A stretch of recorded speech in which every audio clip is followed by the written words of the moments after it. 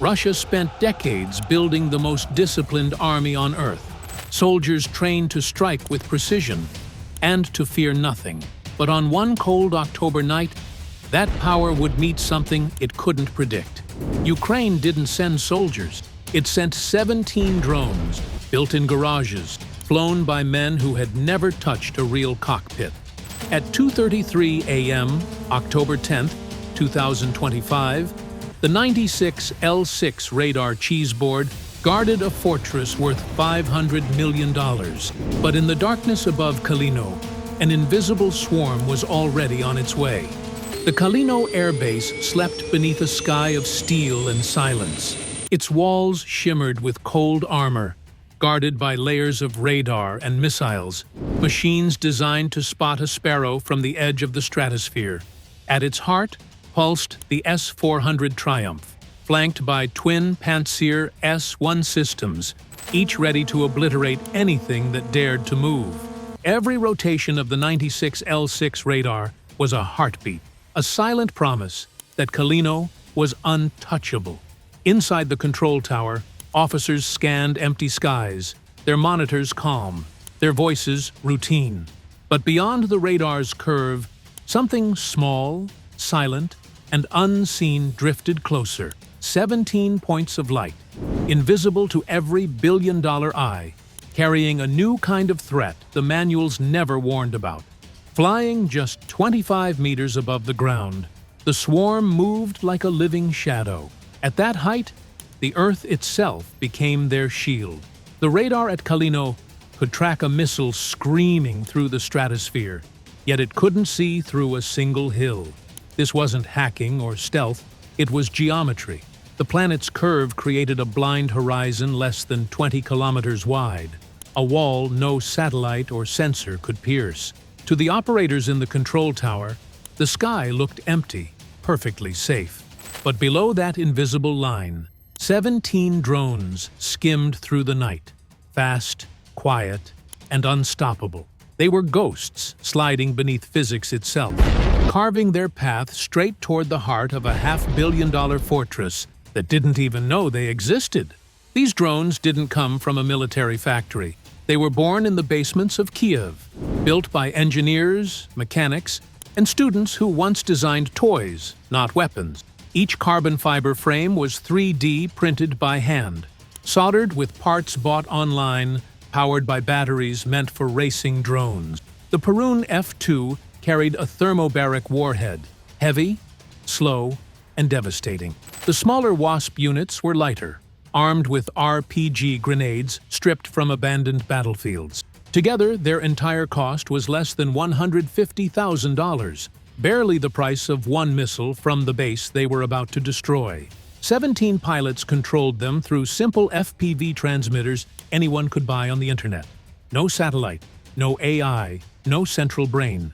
Just humans, eyes locked on screens, hands steady, hearts racing, ready to fight a billion-dollar empire with homemade machines. At 2:40 a.m., a single voice cut through the pilot's headset. Initiate Spider. In an instant, the formation dissolved.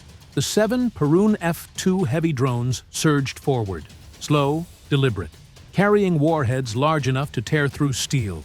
The 10 lighter Wasp units broke formation, splitting wide to the east and west. On the radar, this movement would look like chaos. 17 unpredictable vectors, bending across a 120-degree arc. But to the pilots, it was a pattern, a living geometry of precision. Each drone followed its assigned corridor, moving in silence, guided only by instinct and signal. In the control rooms of Kalino, nothing appeared yet. But above the horizon, the swarm had become a weapon of mathematics, faster, smarter, and closing in. The Kalino Air Base wasn't just a fortress, it was a masterpiece of Russian engineering. At its core stood the S-400 Triumph, the pride of the Air Force. Beside it, the 96 L6 radar cheeseboard completed a full rotation every 12 seconds, scanning the heavens like a sleepless guardian. Supporting it, the 92 N6C tracking radar searched for targets, while 2 Pantsir S-1 units waited nearby, compact, lethal, and ready to strike at anything within 10 kilometers. On paper, Kalino was invincible. Every system had a countermeasure. Every weakness had a backup.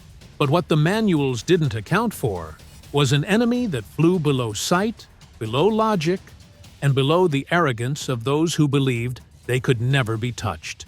Inside the Pantsir control cabin, Sergeant Antonov leaned forward, his eyes fixed on the radar. 17 tiny dots flickered onto the screen, irregular, erratic, moving low and fast. For a moment, he thought it was interference. Then the pattern held. His system could lock onto only 4 targets at once. 17 were coming. To fire early meant wasting missiles. To wait meant certain death. The math didn't work, and the silence in the cabin felt heavier than armor. At 5 kilometers, he would have just 100 seconds to defend a $500 million base. He tightened his grip on the controls and waited for the impossible. The first warning came too late.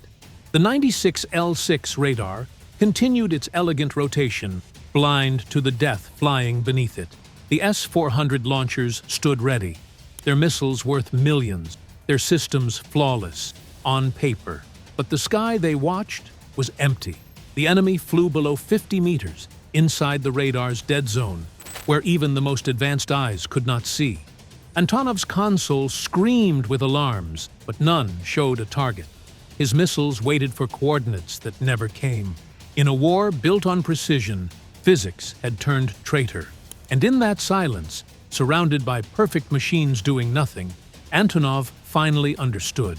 The base wasn't untouchable. It was blind. The swarm folded inward, forming a deadly arc around the base. Heavy Perun F-2S advanced head-on, while the nimble Wasps sliced through the flanks. 17 signals twisted across the radar. Too fast, too many. In 60 seconds, chaos turned perfect, and perfection became death written in flawless geometry. Antonov seized manual control. The computer froze, blind and useless. His first missile vanished into darkness. The second hit. 1 drone down, 16 left. Every launch stole seconds. Every second closed distance. The radar screamed, lights flared, and for the first time, Russia's perfect defense was fighting ghosts it couldn't see. At 2:47 a.m., the swarm descended. The remaining Perun F-2s dove headfirst into their targets: the command bunker, fuel depots, and radar towers. Thermobaric warheads ignited, turning oxygen into fire. Pressure waves tore steel like paper. Flames swallowed corridors whole. The Wasps followed through the smoke, slamming into hangars and vehicles, each explosion folding into the next. For 20 seconds, Kalino disappeared beneath its own defenses, a fortress built to destroy the sky, now burning from the ground up. When the fire finally dimmed, there was nothing left to defend. The Kalino airbase, once a symbol of power, was now a crater of twisted steel and silent ash. The radars were gone, the missiles melted, the command tower erased. Above the ruins, only smoke drifted, carrying the proof that a new kind of warfare had begun.